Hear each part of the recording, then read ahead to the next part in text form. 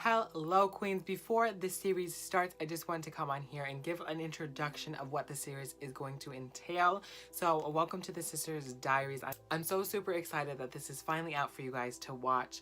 I've worked super hard on it. I hope you guys enjoy the series in all its entirety. A couple of reasons why I wanted to do this series in the first place, record it and publish it for you guys, is because Moyamoya disease, how many of you have heard of it? Probably not many of you. I haven't heard it until this whole situation had gone down. I really wanted to make it because I wanted to shed light on a topic that isn't talked about, and the only way to know about a topic that you don't know about is to have somebody talk about it. So with every series, you always have to have an introduction, which is this video. We're just going to sit down with Katrina and ask her basically that whole first week of the stroke, of all that experience, and just really recovering from that before we dive into everything else. This is going to be more of a serious topic. I mean, having strokes and going through surgery and stuff like that is a serious topic. However, I'm going to try to implement jokes and funny things and try to lighten the situation. This isn't a light situation by any means, but dwelling on just the negative effects of life is not how you should be living life.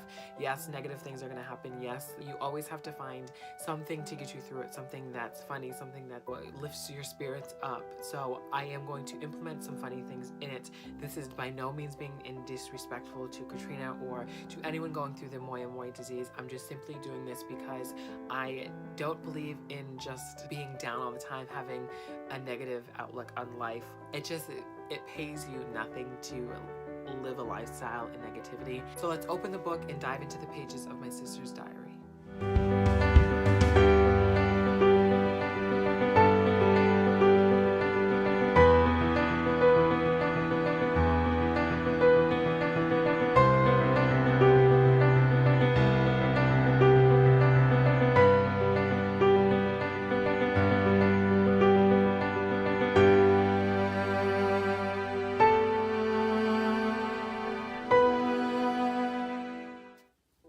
Hello, darling. Hi. Are you ready for this interview? Sure. So I found this really cool clip of a doctor explaining what the Moyamoya disease is in simple enough terms for us to understand, better than I would be able to explain it. So let's look at that clip before we ask Katrina the questions, just to give you guys a basis of what Moyamoya disease is. Now, Moyamoya is a very rare disease. It's one of the great mysteries in stroke. It's a disorder that, for unknown reasons, results in a gradual constriction and narrowing and ultimately complete blockage of the main artery that supplies one half of the brain, and it's often bilateral, often affects both sides of the brain.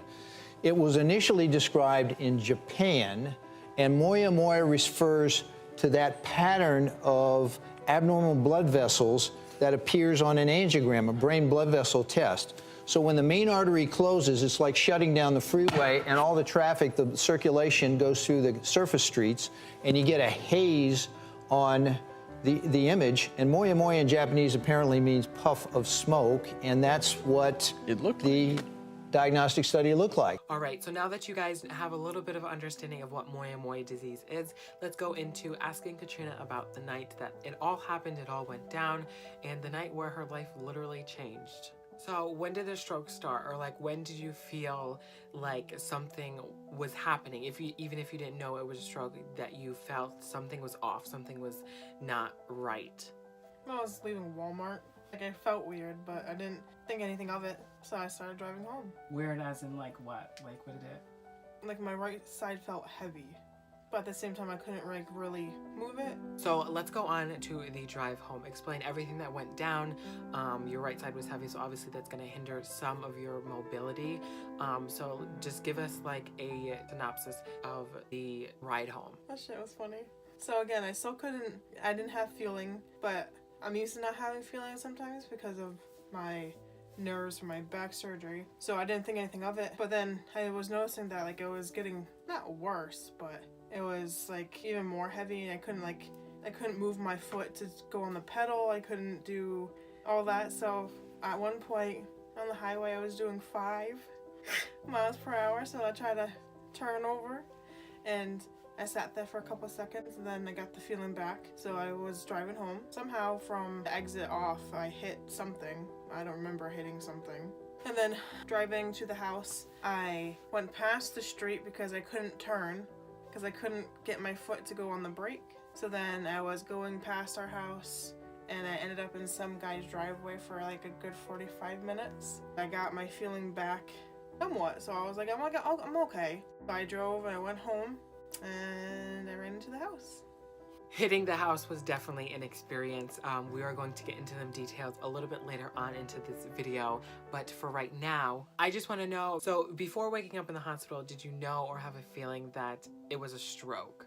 I've never had anything like that before, so I didn't think anything of it. I was scared, so I didn't know what was going on. I mean, understandable. Hopefully this doesn't happen again, so you don't have to re-feel what you felt. Being in the stroke obviously is nothing more than terrifying, but I just want to know like what it's like to be in a stroke coma, I guess you could call it. I don't really know the correct term, but obviously you're in a haze, you're in a daze. Like, what did it feel like to be in the stroke coma, I guess you can call it? I was out of it. Like, I don't remember everything. Anything? I remember some things, but not a lot. Like the helicopter ride. Ooh, bucket list, don't remember much of it. Yeah. Because like I knew I was in a helicopter, but I couldn't like see, and I was just all strapped down for one. So overall, the stroke part was scary as hell. Because at first I didn't know what was going on. So once they did, I'm like, I'm only 29. Like, how the hell do I have a stroke?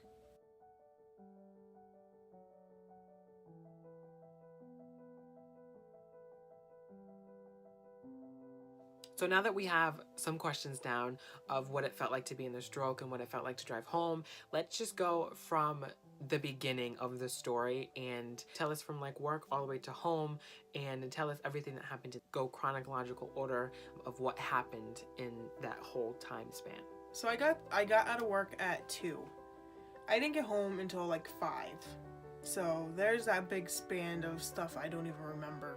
Like I remember shopping Walmart, but after putting the groceries in, I don't know why it took so long to get home. Okay, so let's go to my experience. No one in this household is awake. If you watched my videos before, you know that we live in one house, but it's 3 different apartments. So everyone's sleeping at this point. Like she said, it's 2 o'clock in the morning. No one's up because we all have to be up in the morning for work or whatever the case may be. And I mean, it's 2 o'clock in the morning. We're not party animals, so we're not up. So none of us are awake at this time. None of us know that any of this is going on. So 5 o'clock comes, she pulls in the driveway and she hits the house. Hit the house. So I wake up out of fright because it literally shook the whole house, and I thought it was an earthquake because like a couple of years ago, Plainfield had like Got like 6 of them. Yeah, they had like 6 of them. So I'm thinking it's earthquake. But still, I still open the blind and look at the door. And because we have a balcony right outside the door, she was underneath and had hit the house. So her car was underneath. I didn't see it at the time. So I didn't think she hit the house. I literally just thought it was an earthquake. My heart's pounding at this point, and I go in the bathroom, and I'm going to the bathroom because I'm already up. So obviously your body naturally has to pee. And as I'm going to the bathroom, my uncle comes running up the stairs, screaming to me, "I told you so, I told you so, I told you so." That's the one thing I do remember, because I remember him coming out of the house and he was like, "Katrina! Katrina!" There was no response. I'm like, I was dazed. I couldn't get out of the car, but I was able to back it up. Don't ask me how I was able to back it up. I backed up enough, and then that's when you came downstairs. Right. So he came upstairs yelling all that. I knew this was going to happen because he's been saying for years, because she works on grave, because she falls asleep at the wheel easily, like before the stroke even happened. Like literally she goes in a car, she's like a baby, she's out like that sleeping, she's going to hit the house. So that's what he thought. At this moment, he thought that she had fallen asleep at the wheel and she had hit the house. So literally, I put on shoes real quick and I just run downstairs because regardless of what happened, I just want to know that she's okay. So I go downstairs, I open the door, which is hard to open the door because when she hit the house, like she said, she backed up a little bit. However, the door was still caught, so she could get herself out, but I couldn't actually go in there and like help her out. So at this point, I'm still in frantic mode. I'm asking her if she's okay. She's okay, if she's okay, if she's okay. There's no response coming from her. So at this point, I'm like, okay, what the hell's going on? Like, are you okay? I could tell something was wrong with her right side, whether it was because of the crash or something else. But in my mind back then, obviously, I'm thinking it's something that she got hurt, because I'm not thinking stroke. So then she had to sit herself back down, and then she got the momentum, the energy to pick her right side up again and actually get out of the car. And like 2.5 seconds from her getting herself out of the car, she literally collapsed to the ground. I'm trying to hold her up. I wasn't prepared for her collapsing like that, so she literally just slid down my body. I just like slid down you. I just just poof. I'm trying to hold her. I wasn't prepared, like I said. So she literally slid. So it lowered the blow for her hitting the ground. Thank God I was there to like have a slide for her. So at this point, basically the whole family's outside asking if she's okay, trying to talk to her, telling her to keep her eyes open. She's not responding to any questions that we're asking her. She's moving her body a little bit, but not much. At this point, we don't even know what the hell is going on. Obviously know at this point she didn't fall asleep at the wheel. Like something medically is wrong with her. We called 911, obviously. What felt like 20 minutes was probably like 2 minutes, if that. So let's go back to you for a minute. So you had said that you heard Ty come out of the house, say Katrina, Katrina. You remember sliding down me. Is there anything else you remember through that experience of what happened? No, I remember being on the ground and Jen trying to talk to me. And then the next thing I knew, I was in the ambulance. And they're trying to talk to me, and I'm like, no words are coming out. It's just noise. Yeah. And that's when I remember that I was in the hospital. Like, there's holes all over it. So after all of that, she's obviously rushed to the hospital. Her husband, Wade, goes in the ambulance with her. He didn't come in the ambulance? Yes, he did. Oh, he did? Yeah. Oh, I didn't know. Yeah, he was in the ambulance. News to me? So then I drive there, and I'm sitting in the waiting room asking them if I can see her yet. It's honestly like a movie scene. I was sitting there just literally like bawling my eyes out. And then what felt like probably less than like a minute, I was back there looking at Katrina, and honestly, it literally just crushed me to see Katrina just laying there. It just brought me back to all of the countless times my mom was in a situation where she had to be hospitalized. And it brought me back to my grandmother when she was laying there unresponsive as well. Less unresponsive than Katrina because she had a heart attack. I was peeking, but I wasn't like physically sitting there in front of her because I just couldn't. So I'm in the halls pacing, like not knowing what to do. The nurses are coming up to me, are you okay? Are you okay? Do you need anything? I was like, no, I don't need anything. I just need space. And I literally looked like a damn maniac because I was just pacing the halls. And I mean, I'm sure they see it every day, but I just didn't know what to do, honestly. We're gonna move on from that topic because I don't want to cry in the beginning of this series. So then probably 25 minutes after all of this is going on, they're checking her for this, they're doing that, they're doing this test. They come to the conclusion that it's probably a stroke. So they give her a stroke medicine. I don't know what it's called, but literally they put it through the IV, and then after that she was conscious. She still wasn't speaking, but she was more responsive. She was more active with her movements than she was previously. And like 5 to 10 minutes after they gave her the stroke medicine, the helicopter came to transfer her to Hartford. It literally was like a day and a half. She was in the ICU asking all these questions, and she literally walked out of the ICU and walked into her new room up on a different floor where it's not ICU, obviously, where she spent like a day, and then she was able to come home. But her alone spending a day and a half after a stroke in ICU and then walking out, like literally blew my mind. I was like, oh my God, it's like Wonder Woman. For someone to bounce back that quick is 1, a God bless, and 2, a God bless, because most people with strokes have side effects and this and that and that, and she literally is walking out of the ICU.